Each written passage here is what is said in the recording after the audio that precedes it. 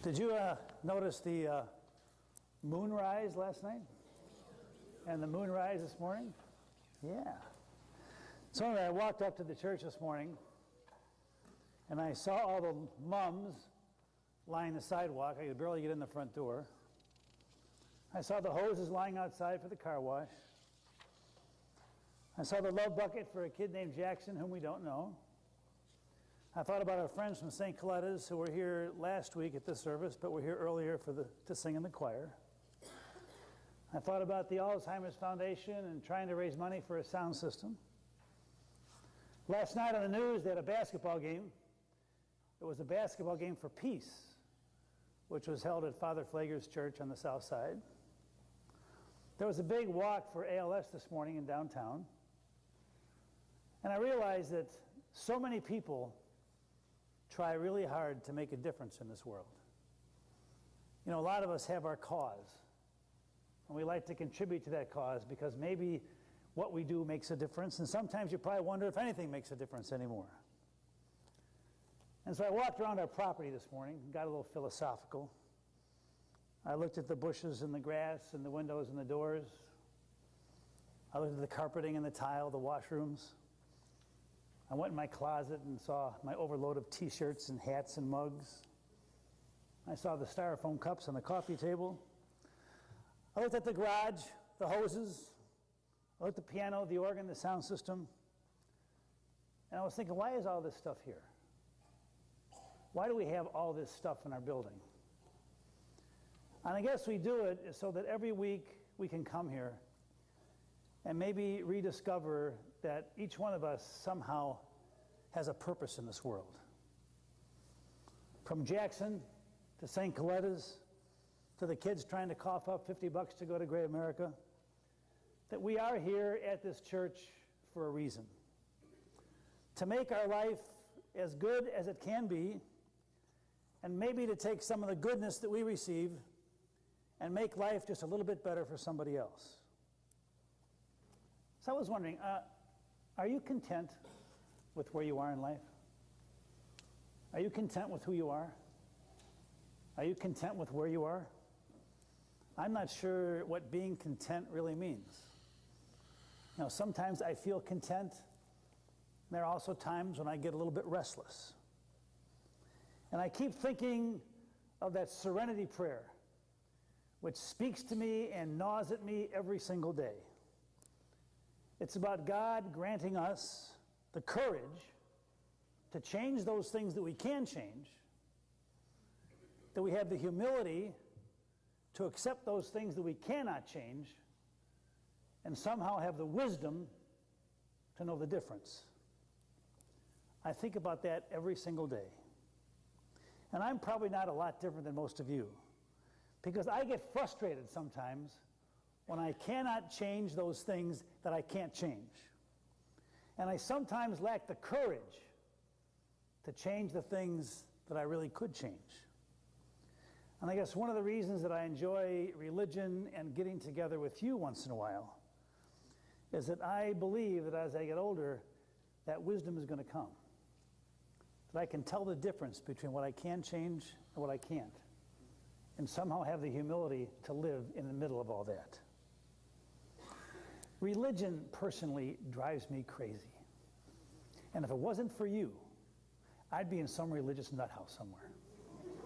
I'm lucky to be the pastor of a church that is open and accepting and willing to give unto others without condition. It drives me crazy when one of my buddies tells me, and he's a guy that does not go to church, he says, "Don, I cannot possibly go to your church, All Saints, because I'm Catholic." And I go, "Bill, if you walk in the door of our church, you are not going to become un-Catholic. You are not going to become un-Presbyterian or un-Jewish or an un-non-believer. You walk in the door as a human being, somehow, some way searching for a spirit that will help make you a better person. You don't become un-Catholic by coming into a Lutheran church, because being Lutheran means, ultimately, to be open and accepting of people's humanity. So one of Quentin's teachers from junior high is getting married, actually next weekend. And a long time ago, she asked me, and she's getting married in her home church. She says, Don, I really enjoyed having you and Quentin in my life for those 3 years, and I'm wondering if you would be willing to be a part of my service at my home church. And I said, I would be honored, but it's got to be okay with your pastor or your priest. And she said, I'm sure it is. Would you just be willing to call him? And I said, I will. And so a month ago, I called him. And I called him back 2 weeks ago. And I called him back yesterday.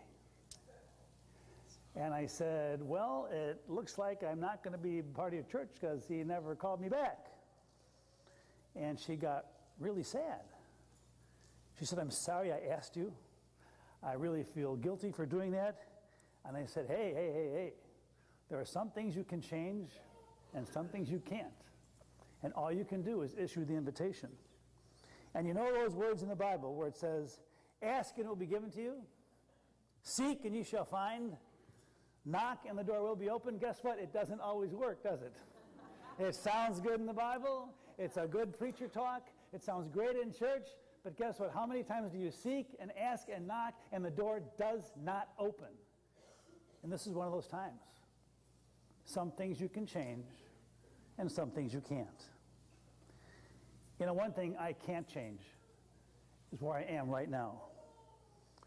For this moment, you're there and I'm here, and we can't change that. So I was having coffee with 4 of the residents at Lexington Healthcare Center the other day. You want to get an exciting conversation, go to Lexington and have coffee with 4 ladies in wheelchairs who are 92 and a half years old. And for the most part, the ladies I was having coffee with were not happy campers. One of them said, man, I wish I could go back to Peace Village. One said, I wish my kids would let me live at home. One said, I wish I was closer so my grandkids could see me once in a while. And one lady said, I just wish the good Lord would take me. And then one lady at the table who I've never heard speak before, she kind of opened her eyes. She's in a wheelchair. She's old. She's been around the block. And she lifts up her arms like a preacher. And she says, I am where I am, and this is where I am.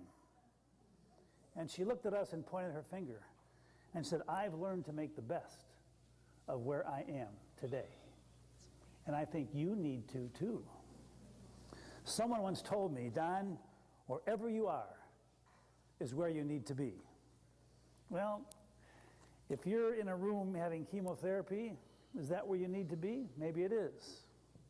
If you're late for an appointment and stuck in traffic, is that where you need to be? Maybe it is. If you're standing in line to get unemployment benefits because you were fired last week from your job, maybe that's where you need to be. But where I am is where I am. And my location may not be perfect. And my timing may not be what I want. And this may not be where I want to be. But there is no moment too ordinary that it's not a place where Jesus and God's Spirit will be with you every single time.